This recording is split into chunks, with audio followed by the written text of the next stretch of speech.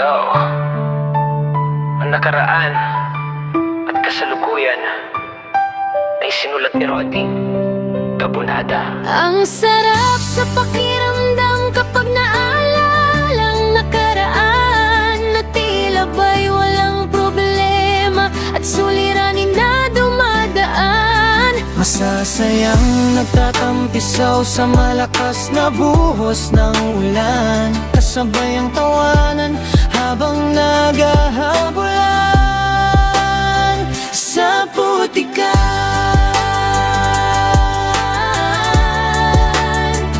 Sa putikan.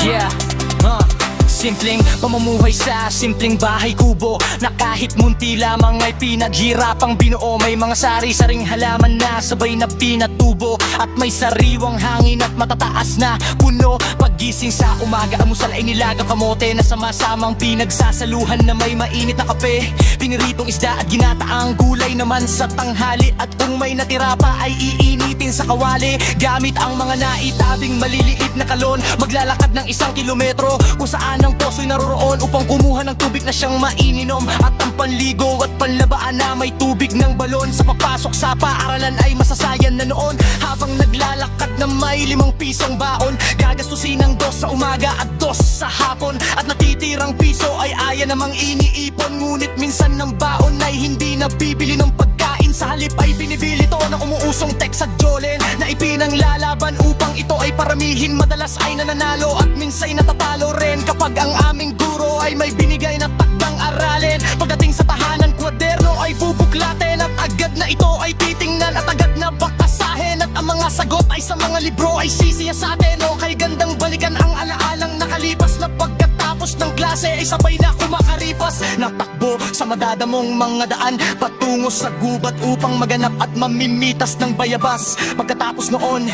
kami ay uuwi na ng tahanan upang magpalit ng suot at kumain ng meriendahan. At nagmamadaling pupunta sa aming palaruan, na doon na ipagpapatuloy ang aming kasiyahan. Wala nang tatalo pa sa laro ng nakaraan, na kahit nakakapagod man ay napakasaya naman. Mapapiko, tumbong ng preso, patentero o tagu-taguan, madapa man ay di alintana, basta manalo lamang. May nagpapataasan ng talon, may nagpapagandahan ng trumpo, may nagpapalakihan ng gagamba na nakasilit sa kusporo, may nagpapalipad ng saranggola, may nagpapabilisan ng takbo. Ilan lamang yan sa mga larong nakagisnan ko. Ang sa pakiramdam kapag naalalang nakaraan, na tila ba'y walang problema at suliranin na dumadaan. Masasayang nagtatampisaw sa malakas na buhos ng ulan, kasabay ang tawanan habang naghahabulan.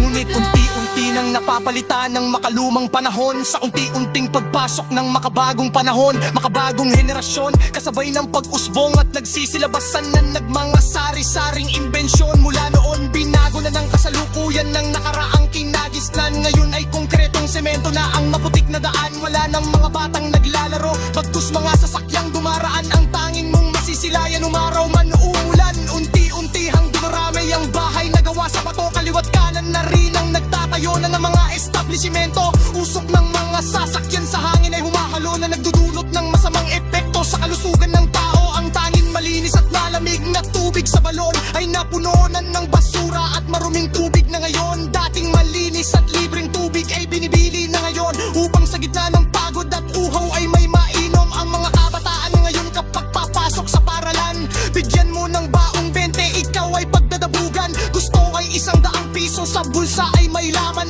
Ayaw na maglakad dahil mapagod daw naman. Pagkagaling sa eskwela, palit ng suot, diretso sa kwarto, kinuha ang magarang telepono. Sa halip na kwaderno, imbis na gawan ng tagdang aralin at mga proyekto, ay inuuna pa ang pagkuha ng litrato at panonood ng video. Pagising sa umaga, ang almusal ay si Facebook, scroll ng scroll hanggang daliri ay mapagod. Pagsapit ng tanghali, babad naman sa pitbot, kembot ng kembot kahit wala namang nanonood. Kung may takda magandang aralin man ay hindi na problema. Hindi na mag-ilsa isa pang libro sa loob ng librera upang hanapin lamang ang sagot sa makapal na pahina. Sa pamamagitan lamang ng internet, impormasyon ay lilitaw na. Sa aking pagmamasid-masid habang naglalakad. Wala ngang batang naglalaro habang nakayapak. Bagkus mga bagong teknolohiya ang nasa kanilang palad na kanilang tangan sa maghapon at magdamag. Nakakalungkot mang isipin, ngunit kailangan tanggapin na ang dating kultura'y napalitan ng makabagong sistemang mahirap gibain. Ganun pa man ay sumabay na lang sa agos at huwag salungatin upang hindi mapag-iwanan at mga pangarap ay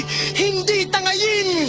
Ang sarap sa pakiramdam kapag naalala ang nakaraan, na tila ba'y walang problema at suliranin na dumadaan. Masasayang nagtatampisaw sa malakas na buhos ng ulan, kasabay ang tawanan habang